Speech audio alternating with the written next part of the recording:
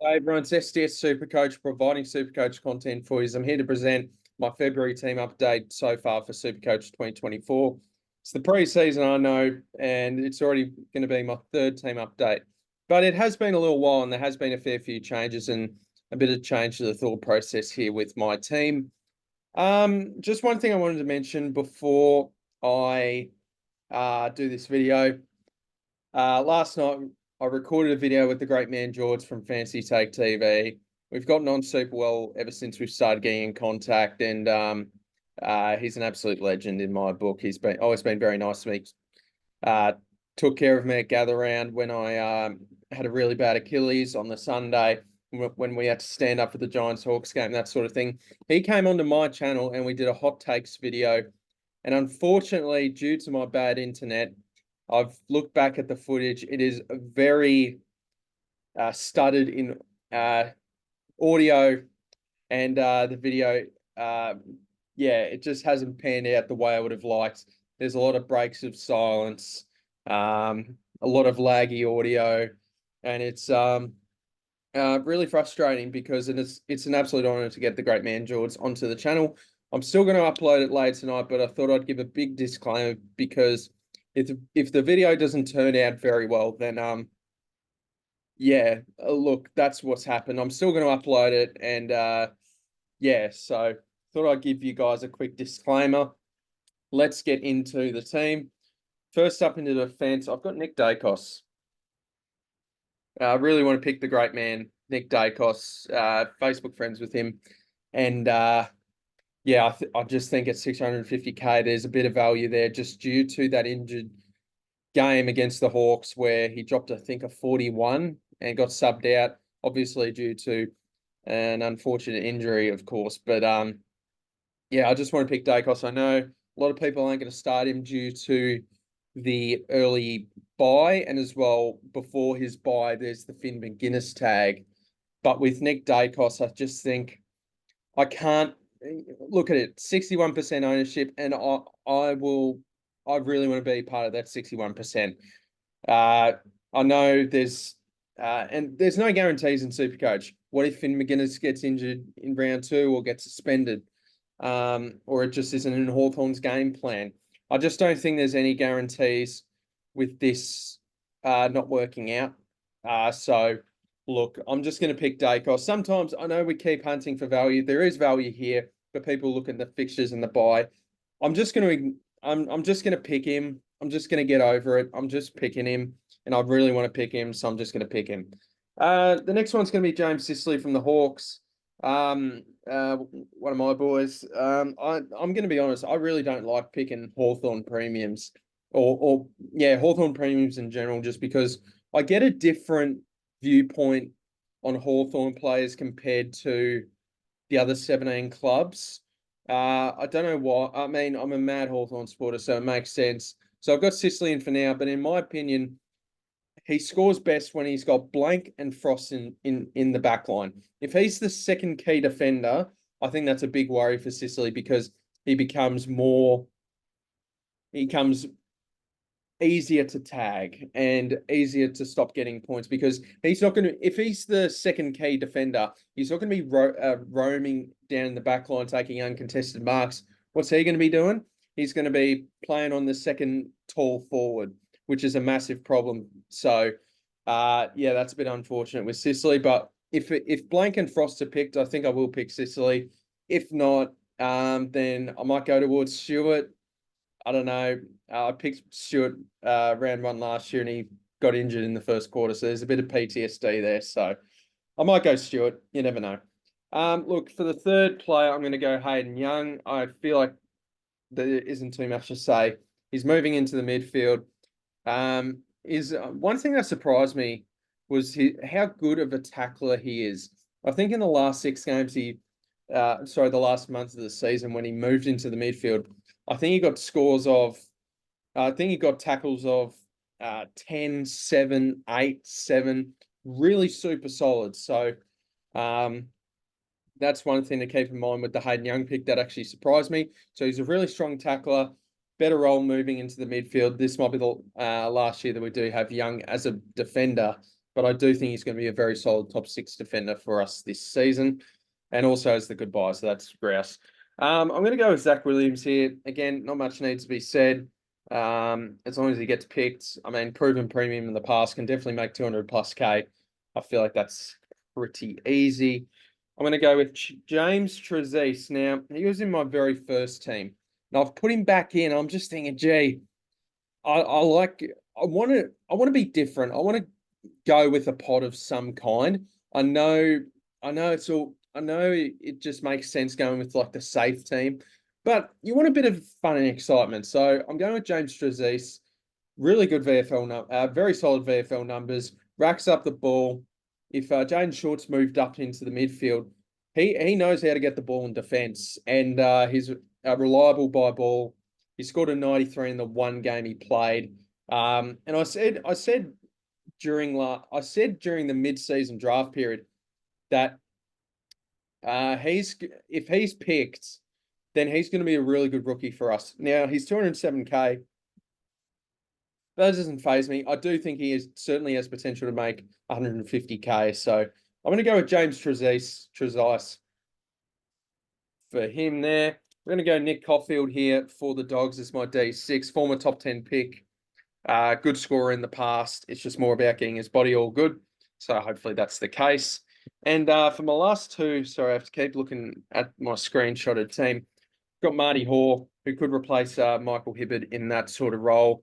And if Marty, I think Caulfield's more likely to get picked. But if Marty is picked, I'm going to be moving him to D6, I feel.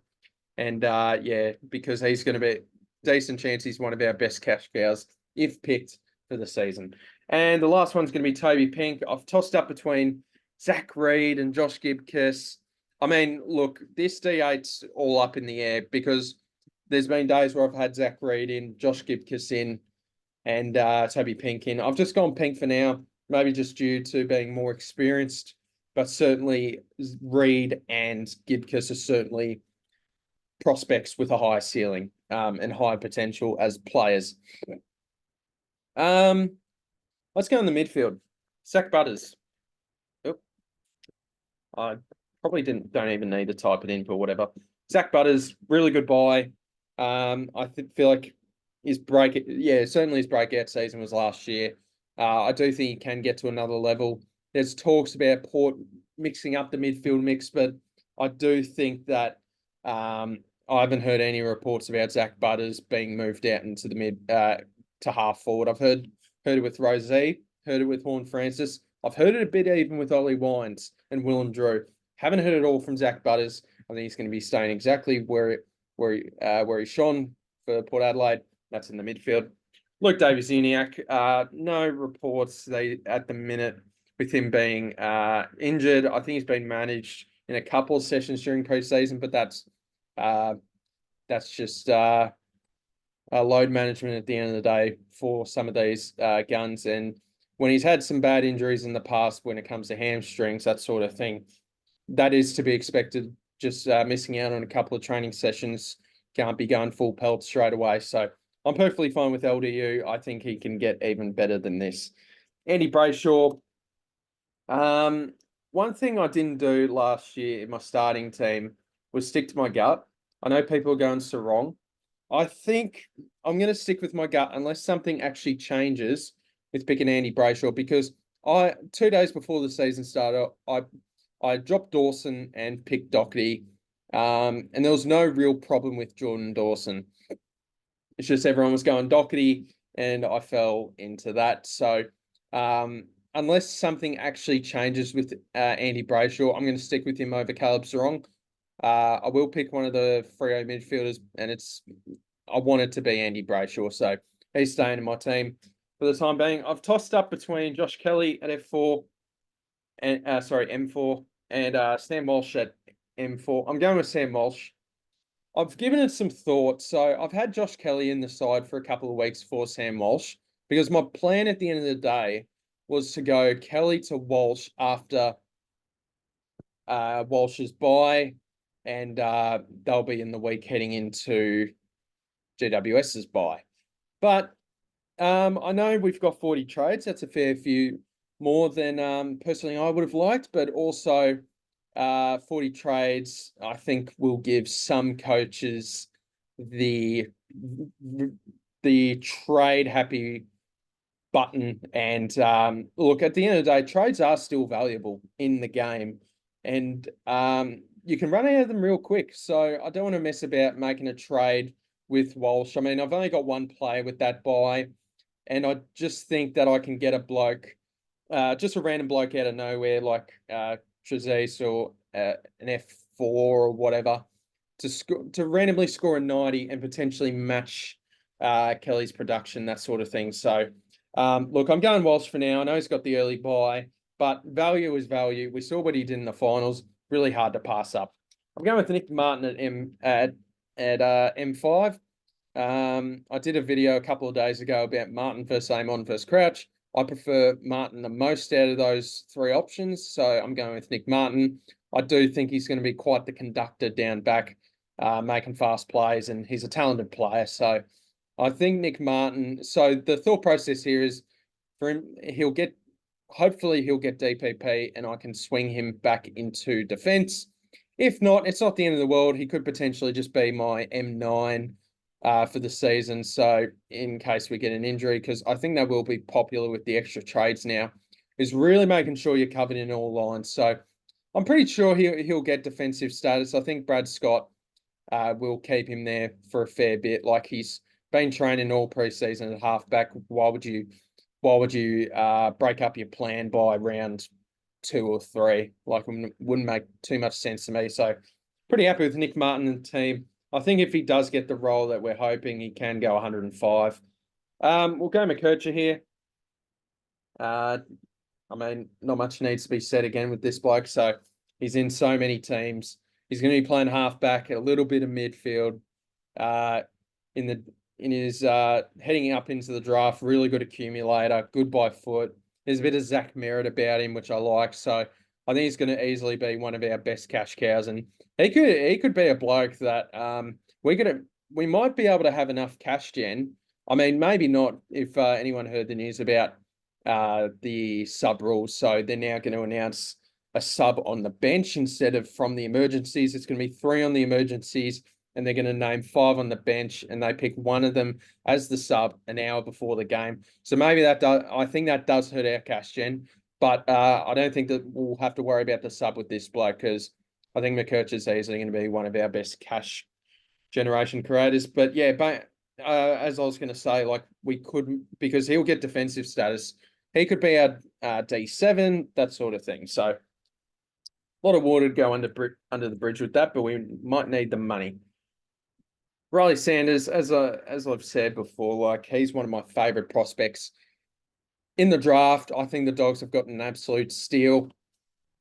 With an aging midfield, I think Riley Sanders is ready to come right after the likes of Bont, Libba, and McRae. He's right there rearing to go to be the next Dogs gun for the next 15 or so years. Like, that's how much I rate him. I'd be very surprised if he turned out to be a dud. And I think in the media, everyone's loving him as well. So helps my point even further. I really rate Riley Sanders. I'm going to go Jeremy Sharp, experienced body, playing on the wing for the Dockers. I think he had some pretty good stats back in 2020 and 2021. So I think he's a bloke I'll happily field. I know he's 123K. Same with Caulfield, but these are two blokes I feel I can bank on getting me some very solid scores, because you're going to see a few blokes on my bench here that I'm actually paying up a little bit.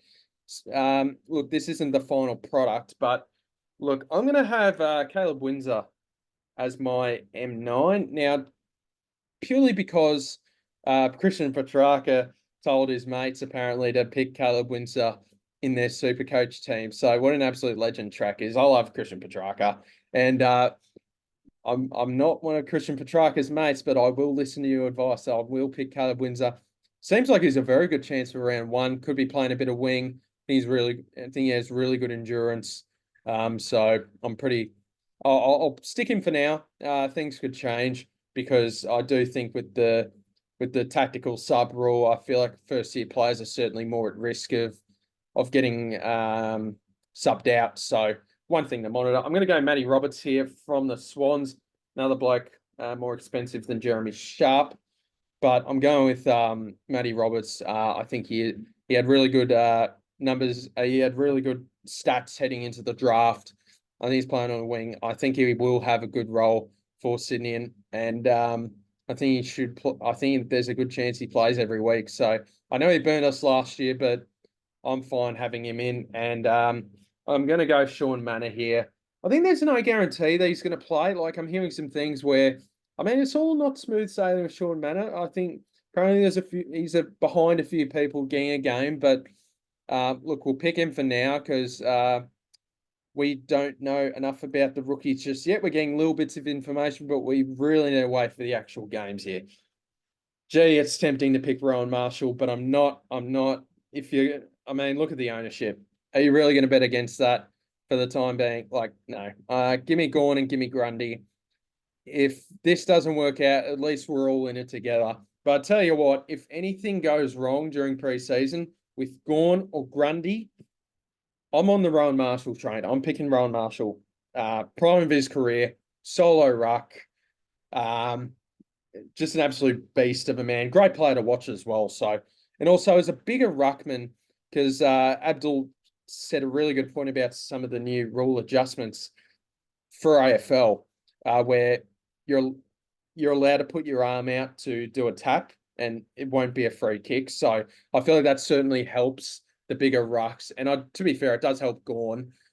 So that's another reason why I'm edging him. But I'll tell you what, Rowan Marshall. Anything happens between these two, yeah, yeah, we'll go with Ryan Marshall there. So we're going Jordan Sweet at R3, another player pretty expensive on the bench. Have I overspent on the bench? I don't know. I'm trying to pick really good players on my bench, but we're going Jordan Sweet. If you don't follow me on TikTok, SDS_SuperCoach, I posted a video. Sorry, I do post TikToks on, so make sure you follow me on that. I was talking about the best value picks on my TikTok. Jordan Sweet, because I did include Jordan Sweet. Actually, these three featured, but Jordan Sweet liked my TikTok about him being one of the best value picks in SuperCoach. So I'm all ears, mate. I mean, if you're going to like my TikTok, cheers, mate. I really appreciate it. You're in the team, my friend, and a lot would have to change for that to be otherwise, because you're a legend for liking my TikTok, so I appreciate that. We'll move into the forward line, the dreaded forward line. I'm going Jack Macrae. I know he's had a little setback with his hamstring, but